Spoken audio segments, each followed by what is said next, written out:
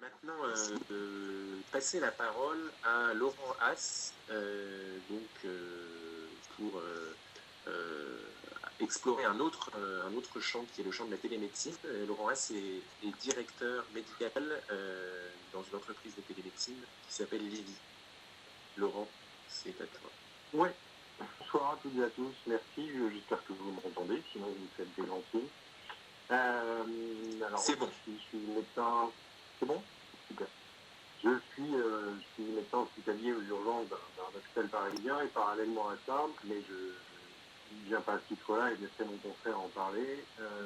Et je viens là au titre effectivement de la direction médicale d'une entreprise de télémédecine. Alors, d'abord, plus que télémédecine, la télémédecine c'est quelque chose de très large, il y a au moins 5 segments.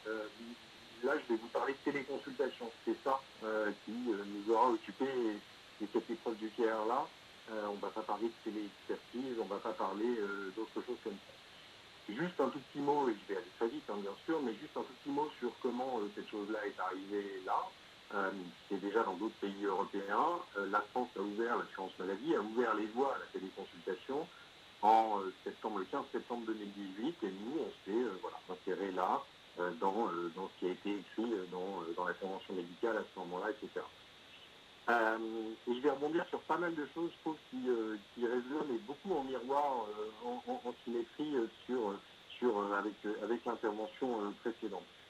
Il y a plein de façons de considérer finalement son interaction au sein de la télémédecine, la téléconsultation en particulier. Il y a le propos qui est purement technique, il y a des très gros acteurs, vous en connaissez toutes et tous, des très gros acteurs qui finalement, dont le client est le médecin, qui propose un portail de téléconsultation, par exemple, pour qu'un médecin puisse voir qui ses patients, qui d'autres patients, etc., etc.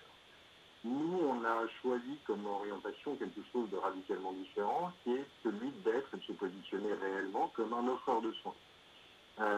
Et du coup, il y a une partie technique, qui n'est pas si compliqué que ça en vrai, et puis il y a la structuration d'une équipe et l'accompagnement d'une équipe. Alors, je me suis présenté comme médecin hospitalier parce que c'est vraiment ma culture et ce sont vraiment mes racines, et je le suis toujours par ailleurs, parce que c'est ce type de fonctionnement qu'on souhaite aujourd'hui et qu'on travaille à finalement instiller dans le fonctionnement d'une médecine de premier recours, dite générale, qui connaît beaucoup moins ce fonctionnement transversal de partage, de formation, d'accompagnement, et de ne jamais laisser le médecin seul face à une question ou une décision.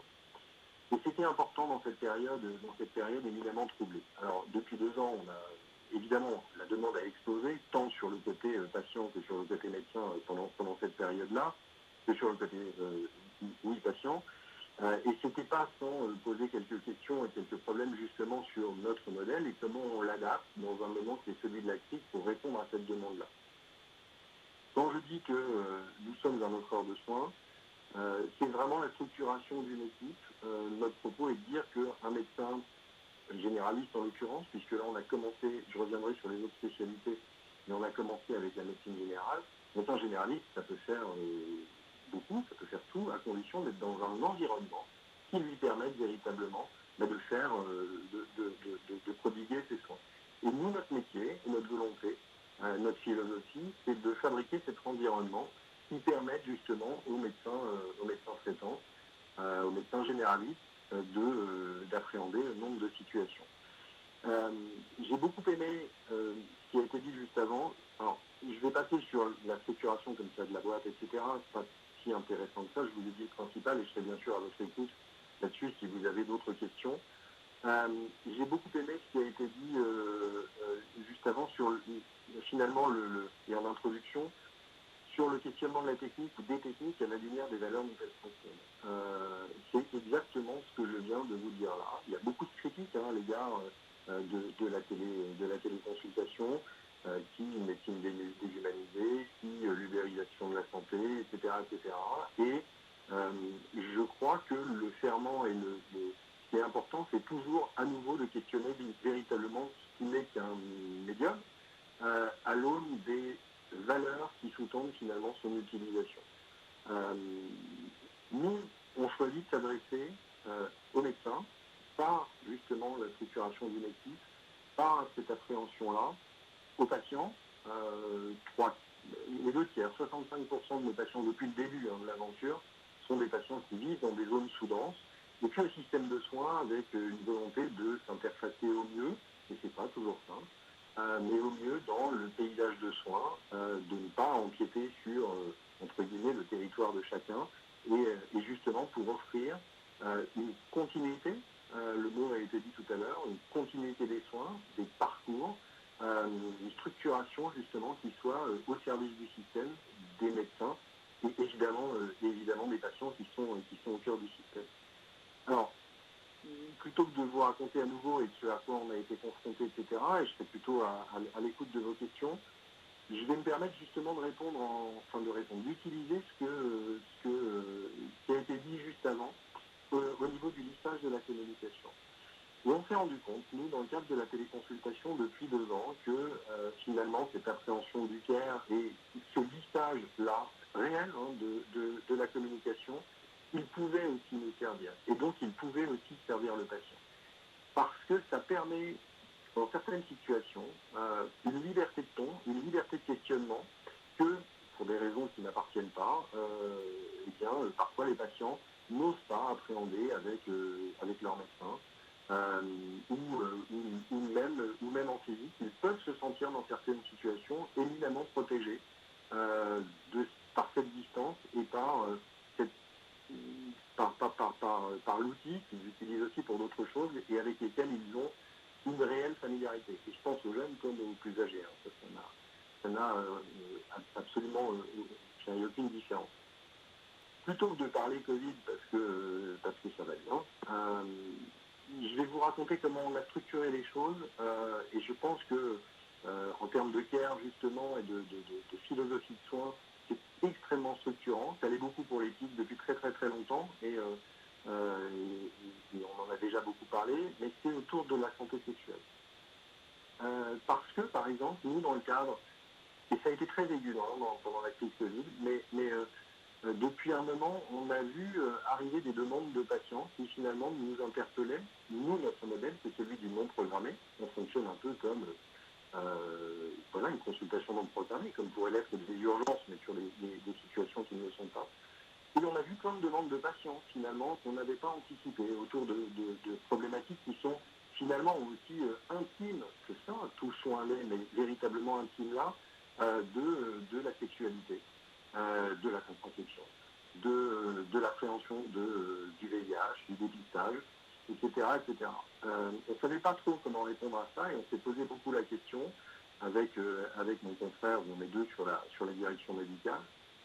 On s'est beaucoup posé la question et on procède nous toujours de la même façon. C'est-à-dire qu'on n'a pas la réponse, on a des idées, mais on va rencontrer les différents acteurs. En l'occurrence, là, ça a été le Conseil national du sida, des acteurs communautaires, des associations de patients, ça a été des grands mondes des maladies infectieuses, etc. Et c'est une fois finalement qu'on nous a dit, oui, vous êtes légitime, et justement, ça sert autrement.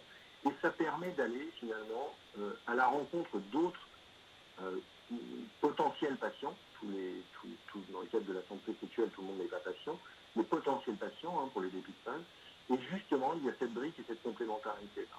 Et c'est là on était vraiment déjà persuadés de la chouette philosophie qu'on souhaite développer et finalement comment on structure cette équipe-là. Et on est allé justement, alors on forme toujours nos docteurs, je disais que les docteurs ça peut tout faire, mais il faut les accompagner, il faut les former, il faut pouvoir être là pour répondre à leurs questions. Et c'est tout ça qu'on a mis en place.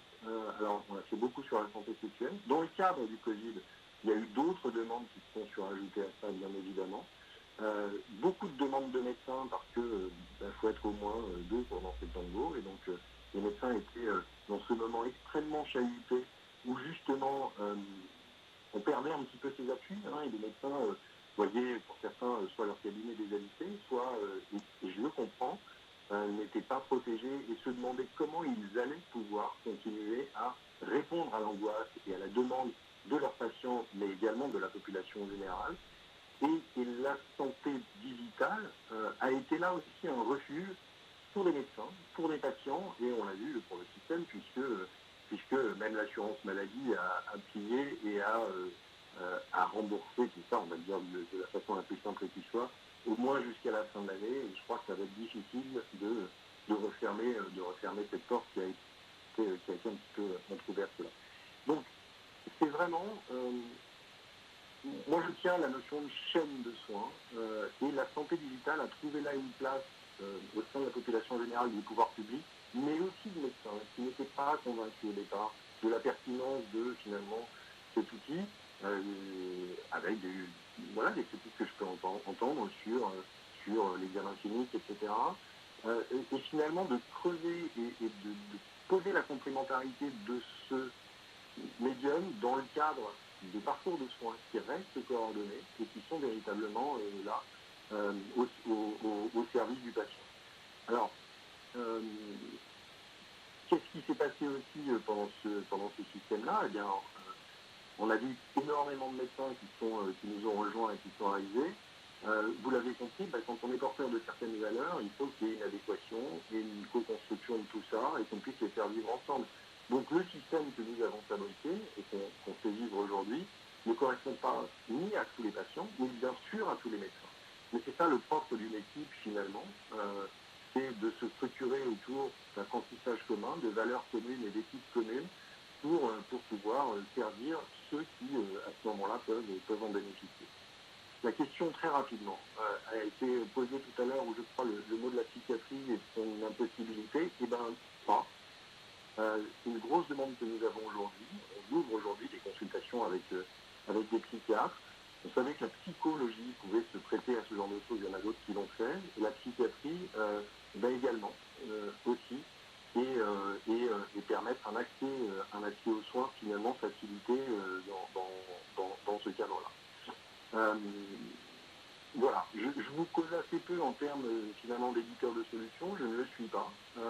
Nous ne sommes pas chez Lilly, il y a une partie technique, c'est notre cuisine, mais on se pose nous en offreur de soins et en interfaçage et en complémentarité justement avec la médecine physique et présentielle, je ne sais pas comment il faut dire les choses aujourd'hui,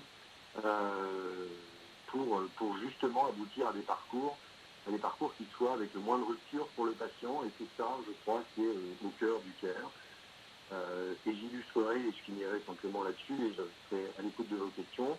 On a été sollicité par de nombreux SAMU pendant cette période-là, par des ARS.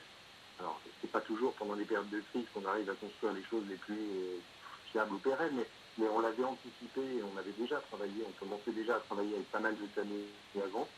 On a fabriqué ça finalement pour des SAMU pour aussi, en bénéfice indirect, leur permettre à eux de faire leur métier. Et c'est aussi là que se pose la question finalement de la pertinence de la santé digitale. Qu'est-ce que ça veut dire ça? Eh bien, le SAMU, c'est dévolu, pour une bonne partie, on va la simplifier comme ça, à l'aide médicale urgente. Quand un SAMU passe de 1500 appels jour à quasiment 8000 par jour pendant la période Covid, le risque est qu'il ne puisse pas répondre à ces missions. Et c'est en ça que les acteurs tels que nous, d'autres aussi, mais tels que nous, ont véritablement sont un bénéfice global et pour la population générale, mais c'est finalement de décharger le SAMU après régulation, nous ne sommes pas des régulateurs, mais c'est de décharger le SAMU après régulation des patients qui ne nécessitent pas l'aide médicale urgente pour pouvoir les suivre en téléconsultation et pour pouvoir une auto-évaluation quotidienne et pour pouvoir à ce moment-là les remettre à leur juste place quand ils ont besoin, à ce moment-là, de l'aide médicale urgente ou d'une évaluation physique par un médecin généraliste. Voilà. Donc, c'était très aigu pendant la crise Covid. Ça reste vrai avant, ça reste évidemment vrai après. Et aujourd'hui, je crois que la légitimité de cet outil, j'insiste bien, quand il est servi par des valeurs qui sont saines et par des médecins qui, comme tout soignant, font bien leur boulot quand ils connaissent leurs limites, et bien à ce moment-là, finalement, devient quelque chose d'utile. Voilà, donc un relais de la complémentarité, des parcours de soins les plus coordonnés et les plus pleins possibles. Et c'est presque finalement, pourquoi je l'ai réduit comme ça, c'est presque finalement des choses que j'ai vécu comme un peu le contraire de ce qui a été dit juste avant, sur certains points, pour l'éducation. Et ben nous, ça a aussi facilité les choses.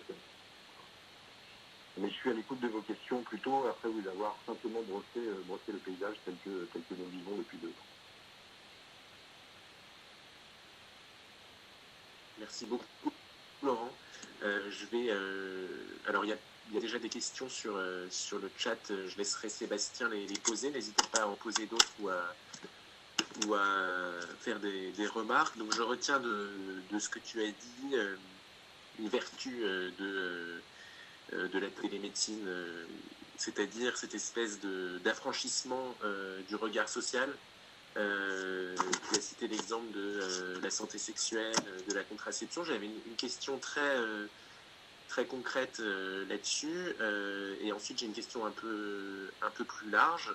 Est-ce que des adolescents aujourd'hui peuvent recourir à des services de télémédecine? Est-ce qu'il faut des autorisations parentales, etc. Et est-ce que ça peut être, pour cette raison, une bonne chose?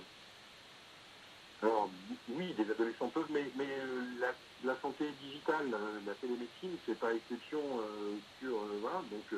Donc un adolescent à partir d'un certain âge peut tout à fait, voilà, a fortiori sur des enjeux de santé sexuelle et de téléconsultation, de la même façon que dans le champ général.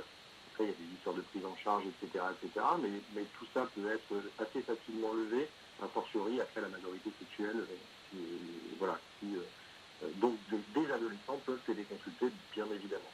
À charge pour le médecin aussi de ne pas répondre à tout et n'importe quoi. Et puis voilà, donc c'est une relation de responsabilité de la même façon. Merci. Et mon autre question, Sébastien l'avait rappelé tout à l'heure en parlant du pharmacone et des Stickler, en disant que finalement ces outils numériques ne font pas que combler un manque dans un système qui préexiste, ne viennent pas seulement en complément de ce qui existe déjà, mais ils transforment le système et ils peuvent évidemment eux-mêmes créer des manques. Hein, et tu as dit les vertus de ce que vous développez comme dispositif. Qu'est-ce qu'il pourrait y avoir comme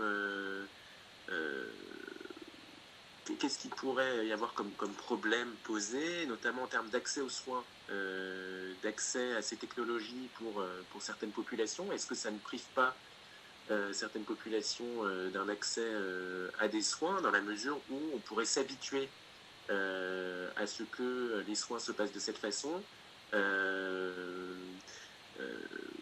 Voilà, est-ce que ceux qui n'en disposent pas pourraient du coup se voir privés de certains soins auxquels ils auraient eu accès par le passé?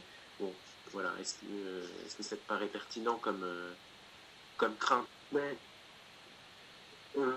non, je n'ai pas. Enfin, je l'aurais si il s'agissait de tout convertir au digital, mais heureusement, c'est pas à l'ordre du jour, et ça, je ne le souhaite pas non plus. D'ailleurs, moi, ma pratique en atteste. On créerait des manques si l'unique vecteur de réponse était celui-là. Mais là, au contraire, je repars par exemple sur la santé sexuelle. Je pense que c'est vraiment un très bon exemple, assez séminal, si je peux dire ainsi. On a noué des partenariats avec des CJ, des établissements où il y a des services de maladies infectieuses. Je pense par exemple à un partenariat qu'on a avec un gros CJ parisien, qui est celui de l'hôpital Bichat. Et ben, sur des choses qui s'appellent la PrEP, c'est-à-dire la prévention de la transmission du VIH, eux, finalement, leur enjeu, et à Saint-Louis où je travaille, c'est exactement la même chose, c'est en un an, les consultations ont explosé de 30%.